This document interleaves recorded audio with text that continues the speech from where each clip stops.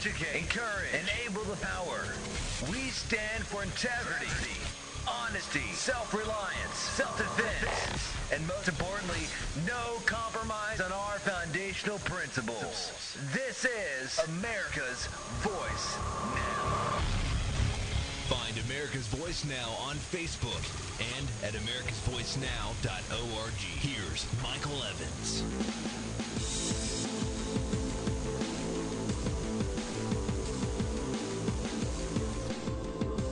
Good morning, America. Chili's lunch break. My name is Michael Evans, and I am your host this morning. I want to thank you for joining with us. Appreciate your attendance. You know, we're going to talk about a couple of different topics this morning. We're going to start with the NSA and the issue of their new facility in Utah and how they intend to utilize the analysis of new information which they're planning on adding and developing into the dossiers on Americans. And I think you're going to be shocked to find that they don't intend just to capture your mobile phone calls, the metadata surrounding those calls, your private emails, and your internet searches. But they're counting on capturing a lot of other information, including the personal data trail that you leave behind, the detritus of life. And that includes things like parking receipts, book purchases, travel itineraries, basically the entire gamut of anything that can track you, point to you, identify what your intentions and your belief systems and your life is made up of. The problem with that, of course, is that our digital pocket litter, if you will, presents to an analyst a chilling look into your everyday life. And I think we really need to address this issue and understand the depth of depravity that the surveillance will engender on Americans.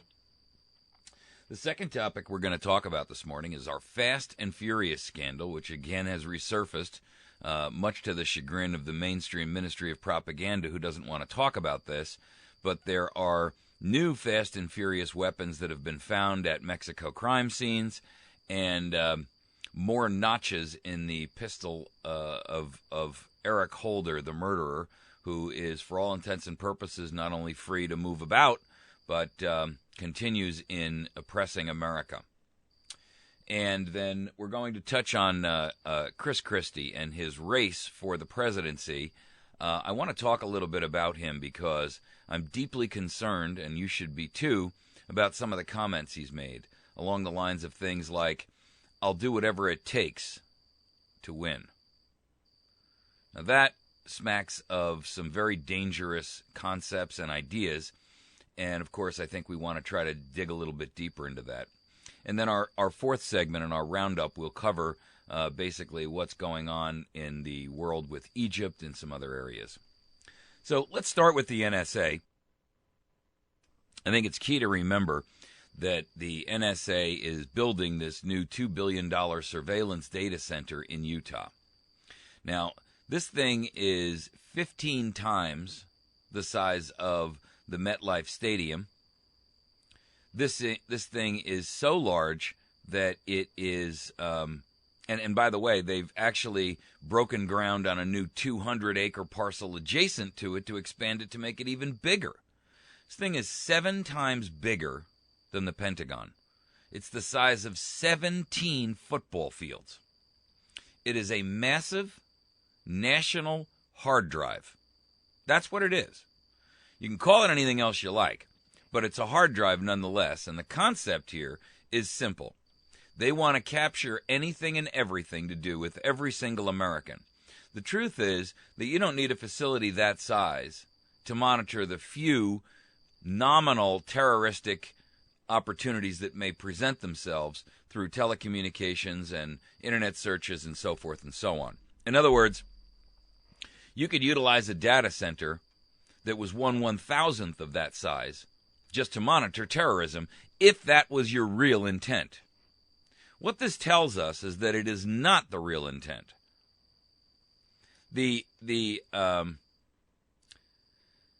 Well, I'll kind of read you this story. It's on defense1.com, and it's an interview with a gentleman. He works at one of the three-letter intelligence agencies and oversees construction of the new $2 billion surveillance data center in Utah. He's a Long Island native. He's a top NSA security official. And basically, they have broken ground on this new computing center. And this is the Utah center. And that also there's another center in Maryland that's 28 acres. And so together, these two locations cover a very significant amount of ground. In addition to that, the NSA has obtained a 200-acre parcel adjacent to the Utah facility for expansion. So, I mean, I invite you to think about that for a moment. If you had a hard drive the size of Giant Stadium, isn't that big enough to monitor the handful of terrorists that are out there in America or threatening America from afar? I mean, there really aren't that many of them. When you take the total collection of all of the nations who are proclaiming America to be the enemy, quote unquote, and you look at the percentage of their populations that are actually supporting, condoning, or participating in violent action against the United States, we find that the population total is so insignificant in the overall scheme of things, it's not 50 million people. So, I mean, and that's globally, including domestically. So how is it that you need a facility that is so massive, so large, that it can house 6,500 contractors?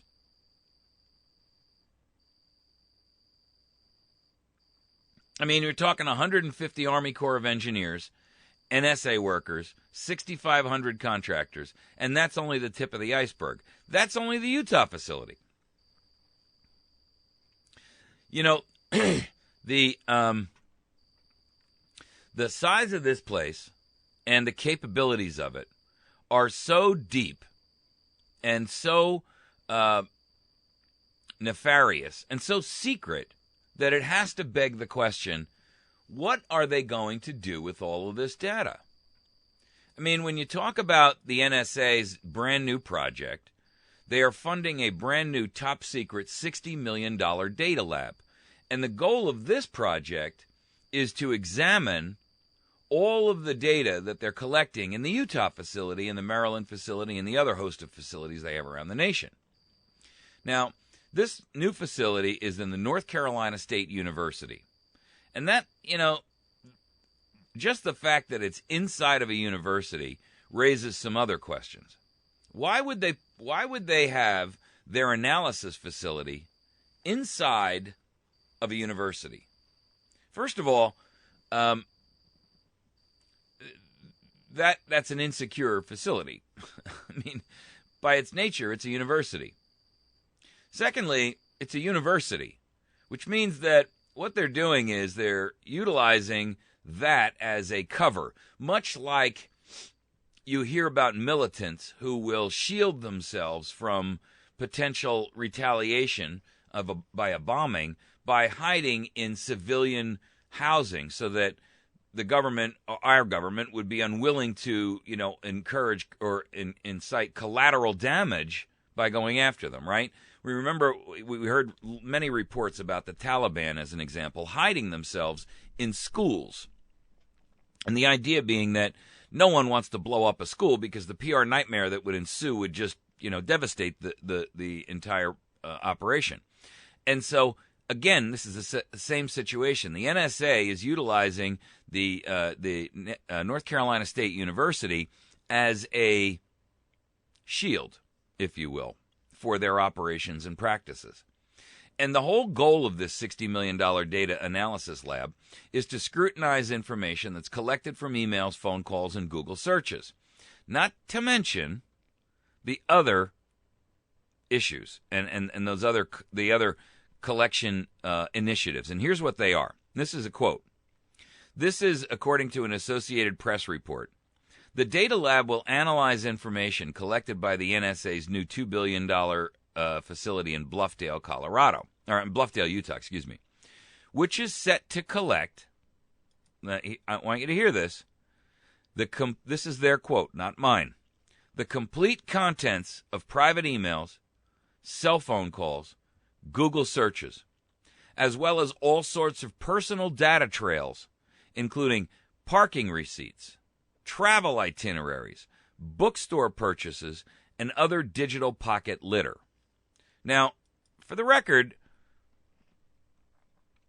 you got to wonder how the idea of capturing your parking receipts and your bookstore purchases, what that really has to do with the idea of being in a terrorist enclave or organization or whatever you want to call it. The total amount of information that's being captured here cannot possibly be used for the purposes for which it's intended. And the reason I say that, and this is by their own admission, the project was supposed to initially be revealed in June. And they couldn't reveal it because Snowden blew the lid off of it, and all of a sudden there was so much, personal indignation about it. But here's their quote. The Laboratory for Analytic Sciences, will be, and by the way, that tells you a lot.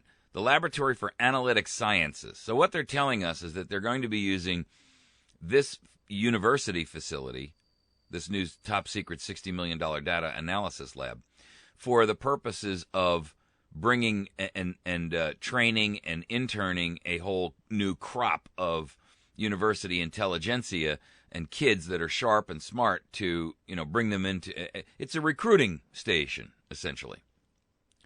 The Laboratory for Analytic Sciences will be launched in a Centennial campus building that will be renovated with money from the federal agency. But details about the facility are top secret, of course. Those who work in the lab will be required to have security clearance from the U.S. government. Now, they don't specify what type of security clearance, just that they would be required to have it.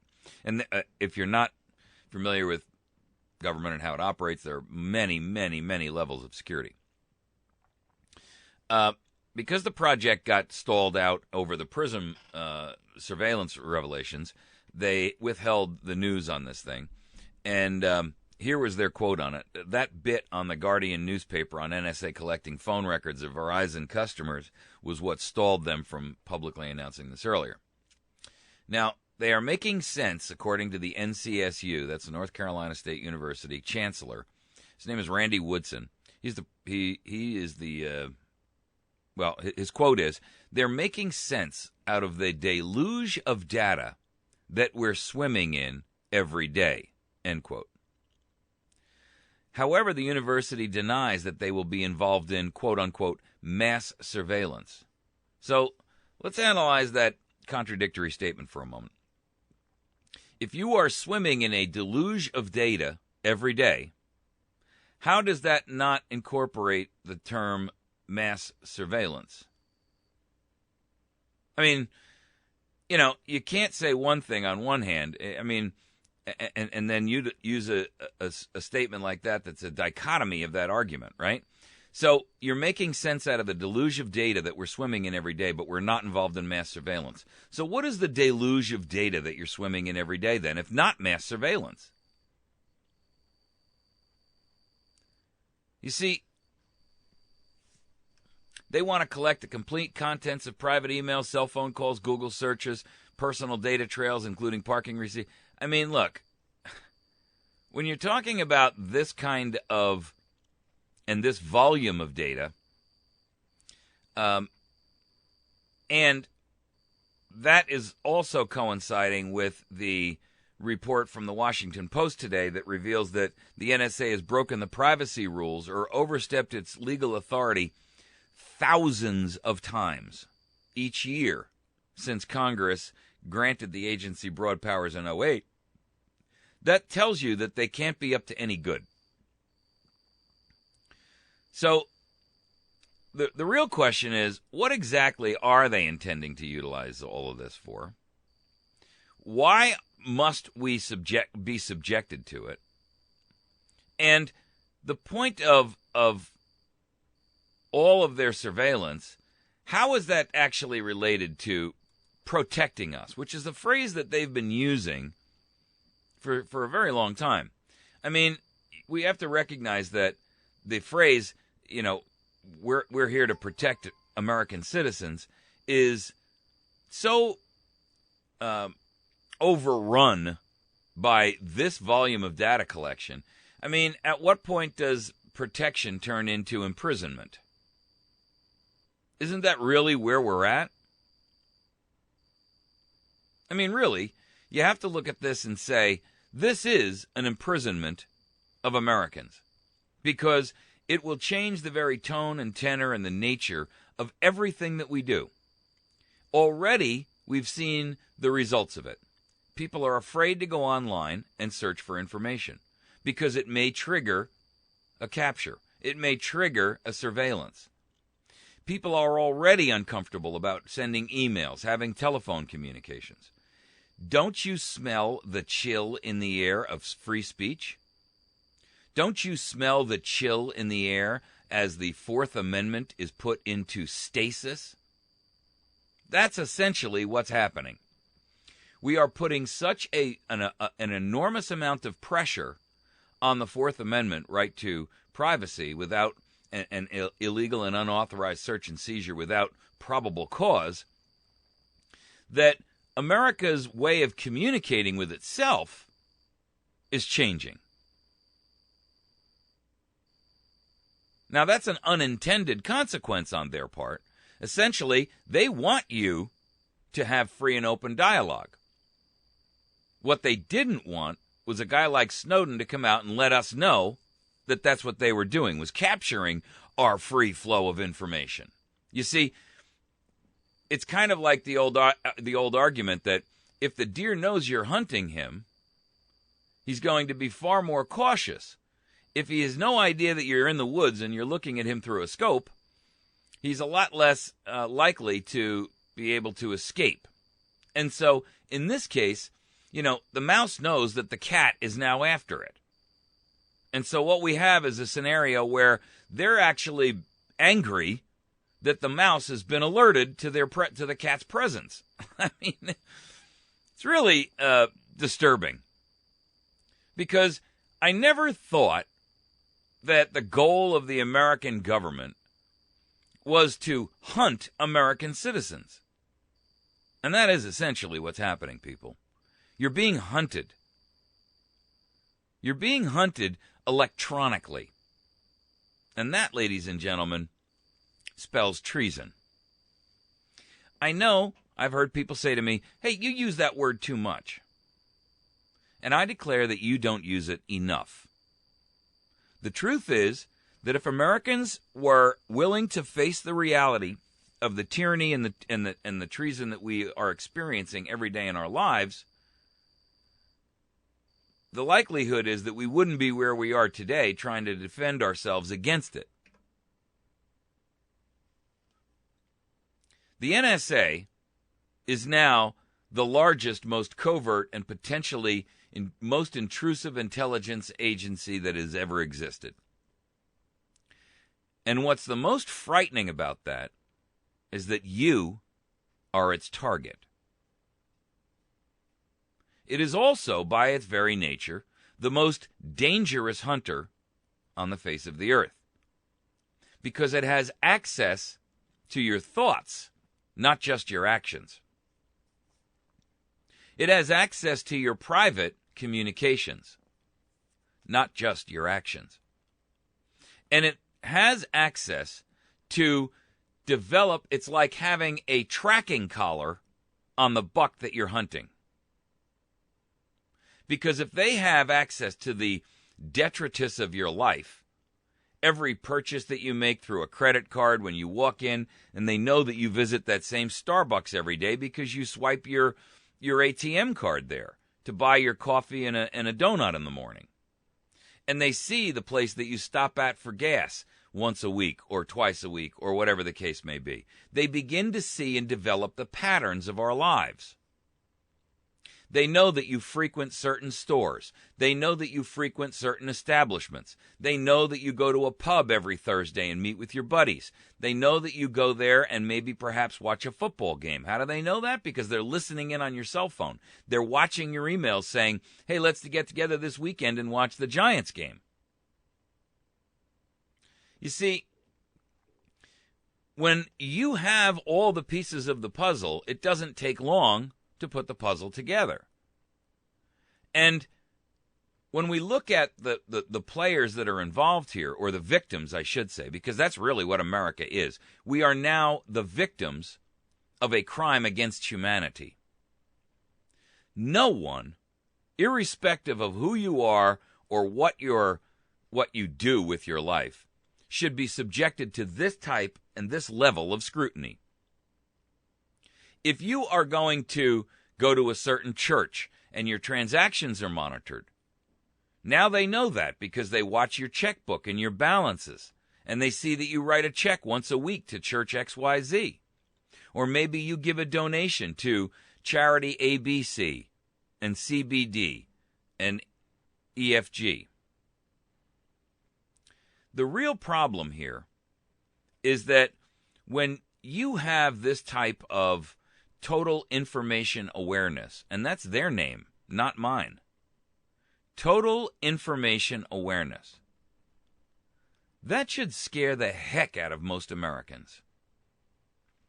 Because total information awareness means total and absolute what? Let me hear it. Control. And control is a euphemism for slavery. That, ladies and gentlemen, should frighten everyone. Black, white, yellow, green. Religious, none. Male, female. Gender, bent or otherwise. The simple truth is, every American should be terrified that you are now in the crosshairs of the most potent and successful hunter on the face of the planet. And they've got a collar around your neck with a tracking beeper to tell them where you are. That is frightening. We're going to take a break. When we come back, we're going to touch on our next topic this morning, which is going to be the Fast and Furious debacle that continues to confound, astound, and destroy the reputation of the rule of law in the United States of America. We'll be back in just a moment. You're listening to America's Voice Now. My name is Michael Evans. Find us on the web at americasvoicenow.org. Find us on Facebook at facebook.com/America's Voice Now. And then also, please make sure that you find this and every other show on YouTube at youtube.com/America's Voice Now. I'd like to make sure that you are sharing the information that you're learning from. You know, I posted some stuff up yesterday. I got a lot of feedback on those lessons on how to be a leader and why. And I got to tell you, if you found that to be of value, then pull a list of email together of people that you know and friends of yours, and even people that you wouldn't ordinarily think are in your circle of influence. We'll be right back.